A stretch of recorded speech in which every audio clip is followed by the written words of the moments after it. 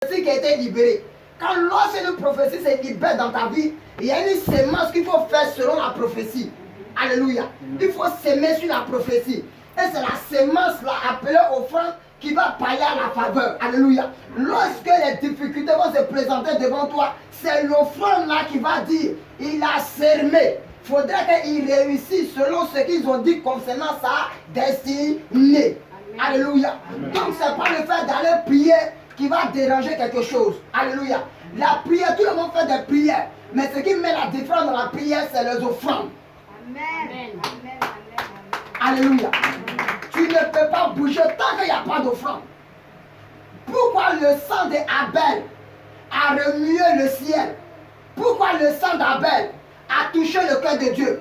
Parce qu'au début, Abel a fait un sacrifice à Dieu. Il a versé le sang d'un animal qui faisait allusion au sacrifice de Jésus-Christ de Nazareth. C'est la raison pour laquelle, lorsque son frère a tué Abel, c'est la raison pour laquelle le sang a parlé à sa faveur. Parce qu'il a fait une offrande concernant sa destinée. Parce qu'avant que Abel n'ait réussi, son père a parlé de sa part. Alléluia. Il y a une bénédiction qui a été relâchée sur la vie d'Abel. Donc il a fait un sacrifice à la base de la parole qu'ils ont dit concernant sa destinée. C'est la raison pour laquelle son sang a parlé à sa faveur devant Dieu. Alléluia. Donc quand tu veux réussir dans ta vie, il faudrait que tu comprennes qu'en ce matin, lorsqu'on prophétise sur ta vie, il faut s'aimer sur la prophétie qu'ils ont dit concernant ta destinée. Amen. Alléluia. Amen. Et maintenant, le peuple d'Israël, ils sont allés sur le terrain. Alléluia. Arrivés sur le terrain, ils ont commencé la guerre. Ils ont commencé à gagner le combat. Ils ont commencé à réussir. Et à un moment donné, le roi Moab, tout ce qu'on appelle les rois, là, ce sont les sorciers. Ils pratiquent la sorcellerie. Alléluia. Il y a le sang qui verse en secret. Afin qu'il puisse durer sur le trône. Qu'il prenne de l'ampleur, le pouvoir, l'autorité. C'est le sang. Alléluia.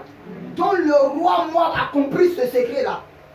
Et lorsque pendant qu'il est en train de perdre le combat, la Bible déclare qu'il a pris son premier fils né de ce roi-là, qui devait régner à sa place. Il a pris l'enfant, il a égorgé l'enfant, il a versé le sang. La Bible dit, au moment où il versait le sang, il y a eu une indignation dans le camp d'Israël. Israël était découragé. Israël ne pouvait plus rien faire. Parce que Dieu connaît les principes. Parce que Dieu lui-même il sait que le sang a un pouvoir. C'est la raison pour laquelle lorsqu'ils ont versé le sang, le camp d'Israël était découragé et ils sont rentrés chez eux. Ce qui veut dire la prophétie qu'Élisée a libérée a échoué. Parce qu'en réalité, il devait tuer le roi. Ils n'ont pas pu tuer le roi. Le roi est rentré chez lui sain et sauf. Pourquoi? Parce qu'il a fait un sacrifice. Il a versé le sang. Et la Bible déclare que c'est par le sang que Jésus-Christ de Nazareth a vaincu la mort. Donc le sang a un pouvoir dans notre vie. Tu peux tout faire dans ta vie.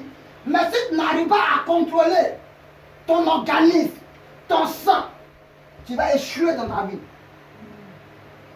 Parce que c'est le sang qui est la base de notre réussite. Tout se trouve dans notre sang. C'est la raison pour laquelle lorsque nous partons à l'hôpital, la première des choses que le docteur demande, c'est le sang. Parce qu'il sait que dans le sang peut nous révéler tout ce que tu as. Dans le physique. Alléluia. Amen. Donc ce qui veut dire, pour que tu puisses percer dans la vie, il faut analyser ton sang par la parole de Dieu.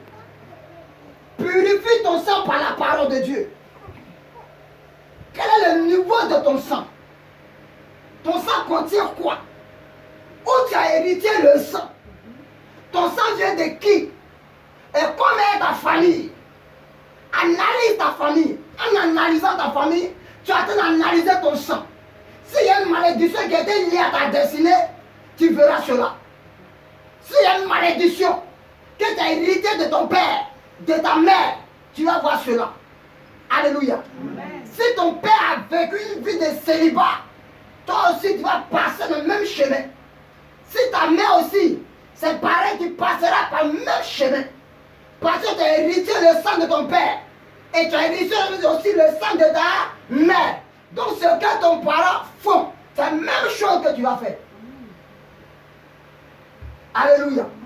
C'est la raison pour laquelle on dit, si tu as vu son père, c'est que tu as vu son fils. Alléluia. Amen. Je prêchais un jour, Dieu me donne une relation sur une dame pour dire la raison pour laquelle ton mari cherche assez de femmes là. Son père faisait la même chose. Il y avait plusieurs femmes. Il dit, papa, c'est vrai. C'est le même esprit, c'est le même sang que ce monsieur a hérité de son père. Souvent, ce n'est pas une histoire de dire je vais à l'église, mais c'est une histoire de sang. Alléluia. C'est contrôlant notre sang. Quel est le niveau de ton sang spirituel?